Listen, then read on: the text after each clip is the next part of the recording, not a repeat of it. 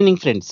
EPF scheme 2026ని central government June 29, 2026 నుంచి notify చేసింది.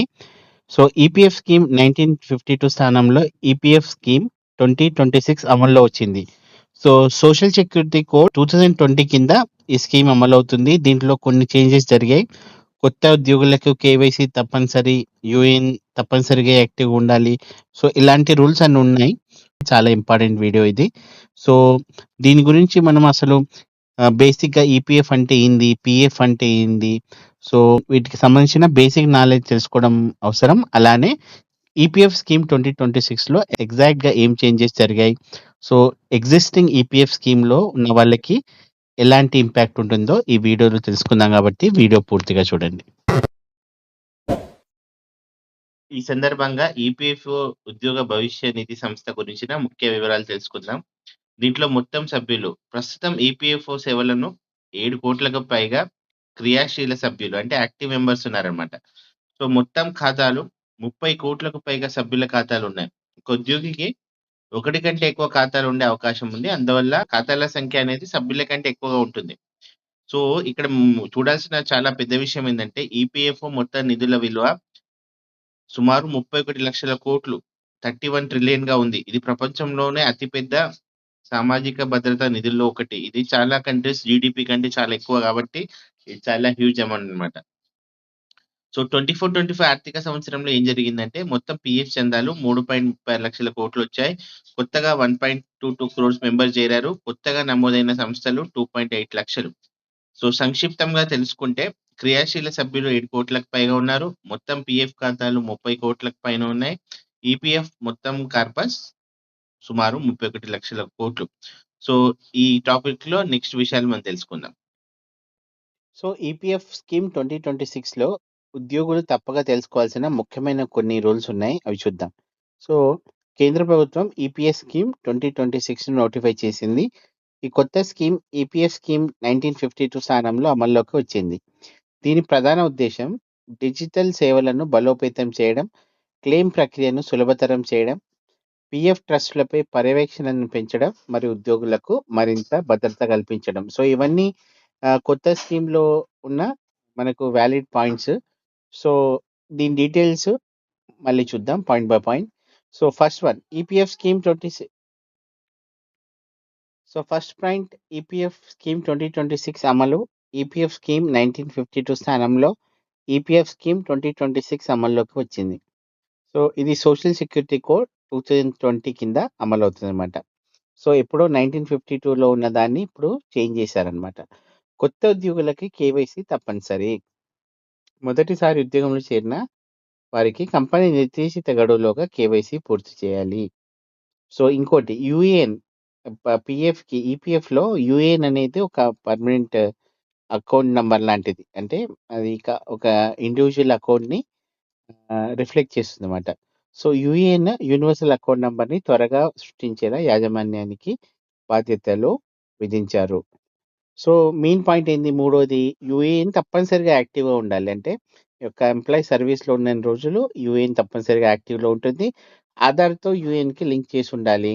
సో, ఉద్యోగం మారితే జస్ట్ అదే యూఏఎన్ కంటిన్యూ చేసుకోవడమే. సో, మళ్ళా కొత్తగా యూఏఎన్ క్రియేట్ చేయడం అట్లా ఏమి ఉండకుండా అదే యూఏఎన్ కొనసాగుతుంది. సో, కేవైసీ పూర్తిగా ఉంటే సేవలు వేగంగా అందుతాయన్నది ఇక్కడ ఉద్దేశ్యం అన్నమాట. సో, పీఎఫ్ ట్రాన్స్‌ఫర్ సులభం. సో, ఉద్యోగం మారినప్పుడు పీఎఫ్ ఖాతా ఆటోమేటిక్‌గా ట్రాన్స్‌ఫర్ అయ్యే విధానాన్ని ప్రోత్సహించారు. అంటే యూఏఎన్ అనేది ఒక కరెంట్ ఉన్న ఒక ఎంప్లాయర్‌కి లింక్ ఉన్నప్పుడు నెక్స్ట్ కొత్త జాబ్‌కెళ్ళినప్పుడు ఆటోమేటిక్‌గా పీఎఫ్ అనేది కొత్త ఖాతా అంటే కొత్త ఎంప్లాయ్‌మెంట్‌కి అది ఆటోమేటిక్‌గా ట్రాన్స్‌ఫర్ అయిపోతుందన్నమాట.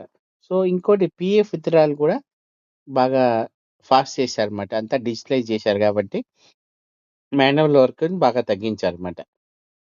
ఎప్పుడెప్పుడు మనం డిజిటల్ విధానంలో క్లెయిమ్ చేయొచ్చంటే వైద్య చికిత్స, ఇల్లు, వివాహం, విద్య మరి ఇతర అంటే రిక్వైర్డ్ అక్కడ ఉంది. ఎలాంటి సిట్యుయేషన్‌లో విత్‌డ్రా చేయొచ్చో ఆ టైంలో మీరు విత్‌డ్రా చేసుకోవచ్చు. ఏం చేశారు? డాక్యుమెంటేషన్ తగ్గించారు. క్లెయిమ్ సెటిల్‌మెంట్ వేగవంతం చేయడం పైన దృష్టి పెట్టారన్నమాట. ఎగ్జెంప్టెడ్ పీఎఫ్ ట్రస్ట్‌కు కఠిన నిబంధనలు. ప్రైవేట్ పీఎఫ్ ట్రస్ట్‌లు అంటే ఎగ్జెంప్టెడ్ వేటికి పీఎఫ్‌లో ఎగ్జామ్షన్ ఉంది. వాటి పైన బాగా కొంచెం టైట్ చేశారు. వాటి మీద కఠినమైన గవర్నెన్స్ చేశారు. యాన్యువల్ ఆడిట్ చేయాలి. పెట్టుబడి వివరాలు వెల్లడింపు చేయాలి. ఆన్‌లైన్ రిపోర్టింగ్ ఉంది. నియమిత పర్యవేక్షణ.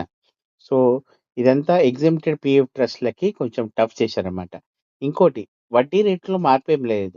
ఈపీఎఫ్ ఇంట్రెస్ట్ రేట్ నిర్ణయించే విధానం యథాతథంగా కొనసాగుతుందన్నారు. ప్రతి సంవత్సరం ఈపీఎఫ్ బోర్డు సిఫారసు చేసి కేంద్ర ప్రభుత్వం ఆమోదించిన తర్వాత వడ్డీ జమ అవుతుంది. అంటే ఈపీఎఫ్ బోర్డు డిసైడ్ చేస్తుందనమాట. ఇంట్రెస్ట్ ఎంత యాడ్ చేయాలనేది.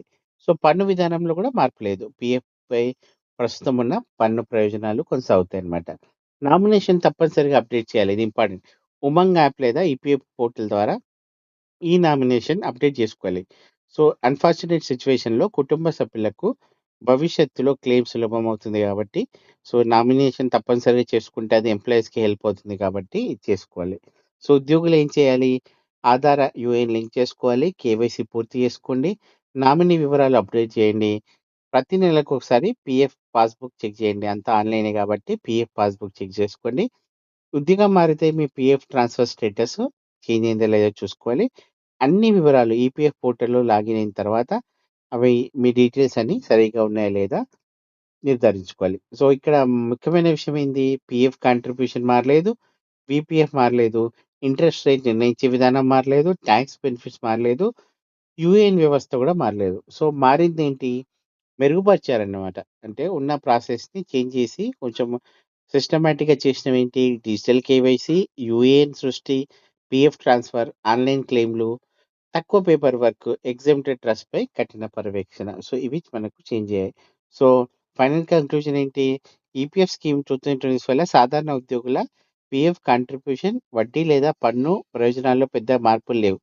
కాకపోతే డిజిటల్ కేవైసీ, యూఏఎన్ నిర్వహణ, పీఎఫ్ ట్రాన్స్‌ఫర్, క్లెయిమ్ ప్రాసెసింగ్ మరియు ప్రైవేట్ పీఎఫ్ ట్రస్టుల పర్యవేక్షణలో ముఖ్యమైన పరిపాలన సంస్కరణలు తీసుకొచ్చారు. అంటే ఇది ఈపీఎఫ్‌లో చేంజెస్ ఎందుకంటే ఎక్కువ ప్రాసెస్ ఆన్‌లైన్ చేయడం, డిజిటలైజేషన్ అడాప్టేషన్, డిజిటల్ ఇండియాలో భాగంగా ఈ చేంజెస్ వచ్చాయి. సో, ఈ వివరాలనేది అందరికి ఇంపార్టెంట్ కాబట్టి మీ ఎంప్లాయీ మిత్రులతో గాని, మీ ఫ్యామిలీ మెంబర్స్‌తో గాని షేర్ చేయండి. సో, వీటిపైన నెక్స్ట్ ఏమన్నా చేంజెస్ వస్తే నేను ఇమ్మీడియేట్‌గా మీకు ఇన్ఫార్మ్ చేస్తాను కాబట్టి please stay tune to my channel. Subscribe చేసుకోకపోతే చేసుకోండి. Thank you very much.